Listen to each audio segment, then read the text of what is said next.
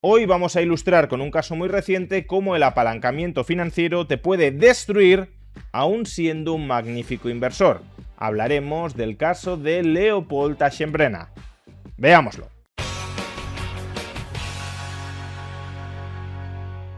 Una de las personas que mejor conoce las tripas de la industria de la inteligencia artificial es Leopold Aschenbrenner, un joven alemán de apenas 25 años que hasta 2024 estuvo trabajando en la división de alineamiento de OpenAI y que tras abandonar la compañía fundó el hedge fund Situational Awareness, cuyo nombre procede de un ensayo muy famoso escrito por el propio Aschenbrenner y que en su momento ya os recomendé en este canal. Una de las tesis clave de este informe es que se va a producir una explosión de inteligencia de la capacidad de cómputo de la inteligencia artificial, y ello traerá diversos efectos, incluso geopolíticos, pero entre esos efectos nos interesa ahora destacar dos. Por un lado, que va a haber un aumento muy fuerte de la inversión en inteligencia artificial, tan fuerte que el aparato productivo actual no será capaz de satisfacerla sin subir los precios. La demanda de chips o la demanda de memoria RAM va a aumentar muy por encima de lo que las empresas del sector van a ser capaces de suministrar. Y eso, como digo, elevará los precios y la rentabilidad de las empresas dedicadas a suministrar estos inputs.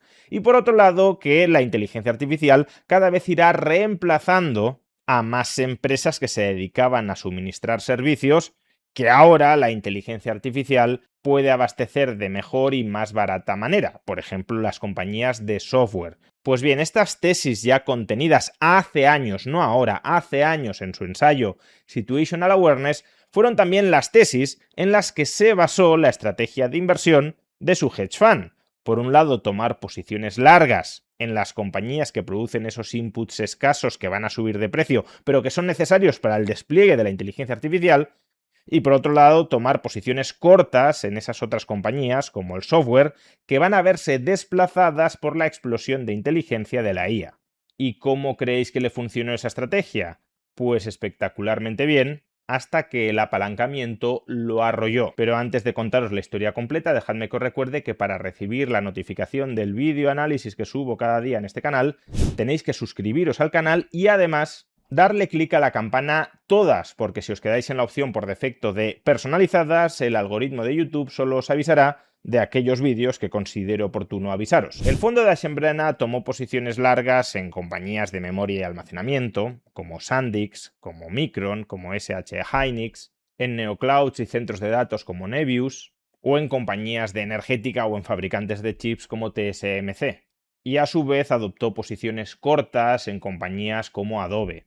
Básicamente, Aschenbrenner intentaba invertir en aquellas compañías que él pensaba que iban a suponer cuellos de botella para el desarrollo de la IA y que nadie más estaba considerando. Por ejemplo, el fondo de Aschenbrenner no tomó posiciones largas en la compañía que quizás sea la más obvia que se va a beneficiar del desarrollo de la IA. Nvidia, al contrario, al parecer tenía posiciones cortas en Nvidia. Por eso digo que su estrategia era invertimos en los cuellos de botella de la IA que casi nadie se ha dado cuenta de que son cuellos de botella de la IA. Y el resultado de su estrategia fue espectacular. En menos de 2 años logró una rentabilidad del 1500%. Es decir, que el capital de sus inversores se multiplicó por 16. Hasta el punto de que su fondo, que empezó siendo bastante modesto, llegó a manejar 45.000 millones de dólares. Un chaval de 25 años y 8 empleados manejando 45.000 millones de dólares gracias a la rentabilidad extraordinaria que habían obtenido en menos de 2 años invirtiendo en la industria de la inteligencia artificial. Ahora bien, aquí empiezan también algunos de los problemas o debilidades. Como os podéis imaginar, el conjunto de la industria de la inteligencia artificial no ha multiplicado por 16 su valor durante los últimos 2 años. Puede haber algunas compañías que sí lo hayan hecho, pero no el conjunto de aquellas en las que invertía Aschenbrenner. Entonces, ¿cómo pudo el fondo lograr esta rentabilidad tan extraordinaria? Pues porque utilizaba de manera bastante agresiva el apalancamiento. Es decir, no solo invertía el capital de sus partícipes, sino que pedía prestado dinero para reforzar sus apuestas alcistas en todos estos valores. Se estima que el apalancamiento del fondo de Aschenbrenner llegó a ser de por 4. Es decir, que por cada $4 que invertía ese fondo, 3 eran prestados y 1 era propio. Entonces, claro, un apalancamiento de por 4 te multiplica por 4 la rentabilidad que consigues. Si logras una rentabilidad del 400% con tus inversiones, que no está nada mal, ya es una rentabilidad extraordinaria, el apalancamiento te la catapulta hasta el 1600%. De ahí, por consiguiente, la rentabilidad súper extraordinaria que logró Aschenbrenner en menos de 2 años. Pero este apalancamiento tan excesivo, de la misma manera que te eleva a los cielos, también te puede hundir a los infiernos. Y eso es lo que le sucedió a Aschenbrenner y a su fondo desde el pasado mes de junio. A partir de junio, los crecientes temores de que la Reserva Federal podía subir los tipos de interés impactaron negativamente en la industria de la inteligencia artificial, y muchas de las posiciones en las que estaba invertido Aschenbrenner perdieron el 20, el 30 o el 40% de su valor. No solo eso, algunas de las posiciones cortas que tenía Aschenbrenner en el software comenzaron a revalorizarse, de tal manera que el fondo le crujió por ambos lados. Las posiciones largas se depreciaban y las cortas se apreciaban. Y claro, un apalancamiento de por 4 significa, como hemos dicho, que si obtienes una rentabilidad del 400%, tu rentabilidad final efectiva se eleva al 1600%, pero al mismo tiempo significa que si tu cartera se hunde en promedio un 25%, tu fondo obtiene unas pérdidas del 100%, es decir, lo pierdes absolutamente todo. Entonces, ¿cómo es posible que la cartera de Aschenbrenner se depreciara en promedio un 25, un 30 o incluso un 40%, no sabemos la cifra exacta, y sin embargo el capital de los partícipes en ese fondo no quedará reducido a cero?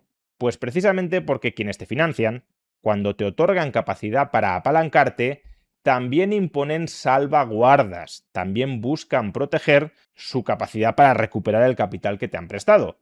Y una de esas salvaguardas, una de las más conocidas y muy empleada en este caso, son los margin calls. Es decir, cuando el precio de tus inversiones cae por debajo de determinados umbrales, tus financiadores te obligan, te fuerzan a que las vendas para que les devuelvas el capital que te han prestado.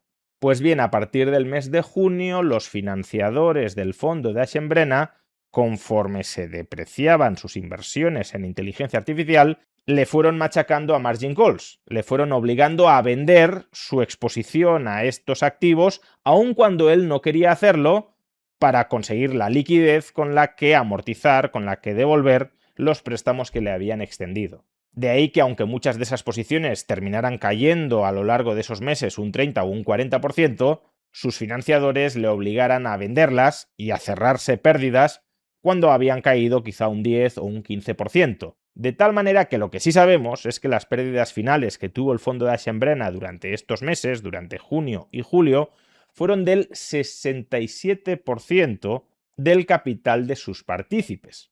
Cuidado, incluso con esta pérdida del 67% desde máximos, los inversores en el fondo de Aschenbrenner ganaron dinero.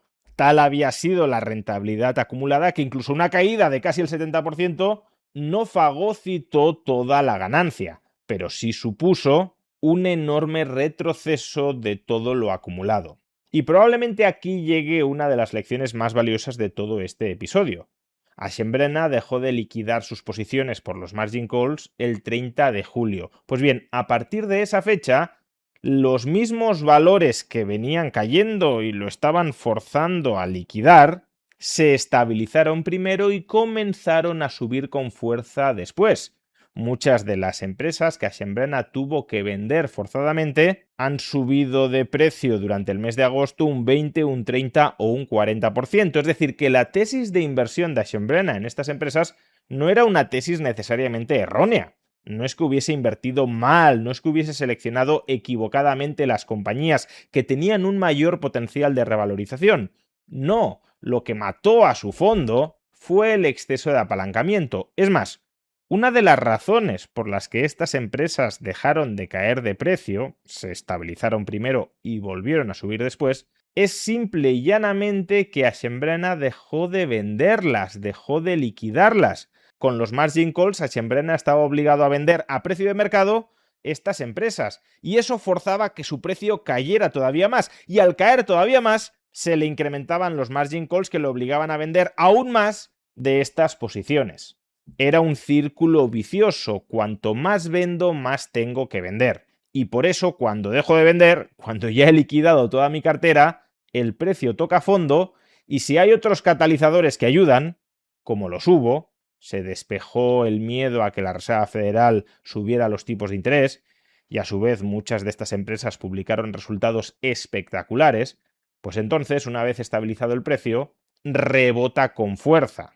Vamos, que si Acciona hubiese tenido músculo suficiente como para resistir los margin calls que sufrió desde junio y durante el mes de julio, ahora mismo mantendría su cartera y esa extraordinaria rentabilidad del 1500%, pero no tenía fortaleza financiera suficiente. Como suele decirse en inglés, liquidity kills you quick, es decir, la liquidez, o más bien la falta de liquidez, te mata rápido.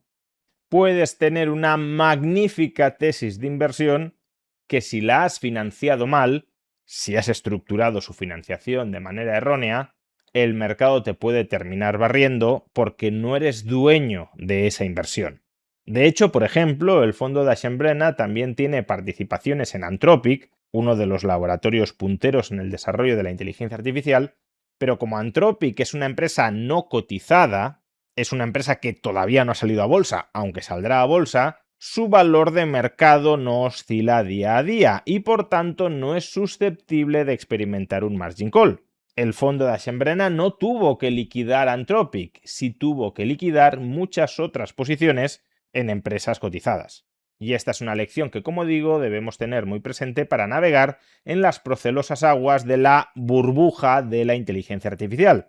Aun cuando uno crea que no estamos ante una burbuja, sino ante un genuino potencial de inversión y de revalorización futuro, porque considere que la industria de la inteligencia artificial va a cambiar radicalmente la economía y por tanto hay muchas ganancias futuras potenciales que extraer, aun cuando uno crea eso, ha de ser consciente de que en todo ese tránsito probablemente nos encontremos con periodos de mucha volatilidad, periodos en los que los inversores perderán la fe, la confianza en la inteligencia artificial y por tanto los precios de las acciones de estas compañías se deprecien mucho, y otros periodos de exuberancia, no sé si irracional, pero sí exagerada. Y el inversor que quiera navegar por esas aguas tendrá que ser capaz de resistir los periodos de depresión, de desconfianza, de miedo, de pánico del mercado.